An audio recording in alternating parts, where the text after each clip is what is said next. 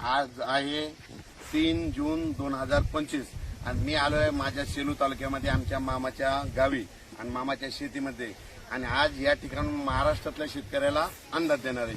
आणि तुम्हाला एक सांगू इच्छितो 2020ला आलो होतो त्यावेळेस नेमकी मामा आमचे लिंबू लावू लागले तर त्यावेळेस आलतो तर हे बघा 5 वर्षामध्ये फळ निघाले. तर मी आता विचारलं तर किती एकर आहे तर 5 एकर आहे तर ते म्हणलं मी विचारलं मग किती पैसे होते दरवर्षी तर त्यांनी सांगितलं कधी 11 लाख होते कधी 9 लाख होते कधी 12 लाख होते असं त्यांनी उत्पादन सांगितलं. तर या ठिकाणून मी महाराष्ट्रातल्या शेतकऱ्याला अंदाज देणार आहे. राज्यातल्या सर्व शेतकऱ्याला सांगू इच्छितो तुम्ही काय करा 6 तारखेपर्यंत तुम्ही शेतीची कामं करून घ्या. राज्यामध्ये 7, 8, 9, 10 त्या दरम्यान राज्यात भाग बदलत पाऊस पडणार आहे म्हणून हा अंदाज लक्षात येतात. पण राज्यातल्या सर्व शेतकऱ्याला सांगू इच्छितो की परत काय करा ही 7, 8, 9चा पाऊस पडल्याच्या नंतर 11, 12 आणि 13 3 दिवस उघड राहणार आहे. पण राज्यामध्ये मात्र 13 जून पासून ते 17 जून मुसळधार पाऊस पडणार आहे. ठिकठिकाणी अतिवृष्टी देखील होईल. काही ठिकाणी पूर देखील परिस्थिती राहणार आहे म्हणून हा अंदाज लक्षात यायचा.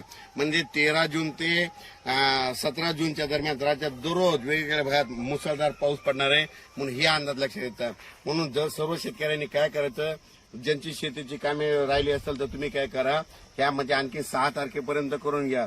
ज्यांच्या जमिनीमध्ये ओला असेल तर तुम्ही पेरणीचा निर्णय स्वतः घेऊ शकता. आणि खास करून या ठिकाणी आल्याच्या नंतर म्हणलं या ठिकाणी तुम्हाला एक सांगू इच्छितो की 2000 राज्यातल्या सर्व शेतकऱ्याला सांगू इच्छितो मी म्हणलं होतं ना 31 पासून ते 6 जून पर्यंत असं वारं सुटणार आहे.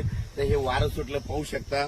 पण राज्यात तुम्हाला सांगतो आज आहे 3 जून म्हणजे आज 3 जूनला देखील महाराष्ट्रामध्ये तुरळक ठिकाणी पाऊस पडणार आहे. म्हणजे एवढा काही पाऊस बंद होणारच नाही म्हणून हा अंदाज लक्षात घ्या.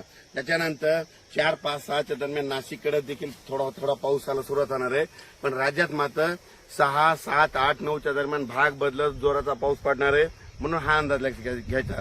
पण राज्यात मात्र 13 तारखेपासून ते 18 जून पर्यंत राज्यात जोराचा पाऊस पडणार आहे म्हणून हा अंदाज लक्षात घ्यायचा.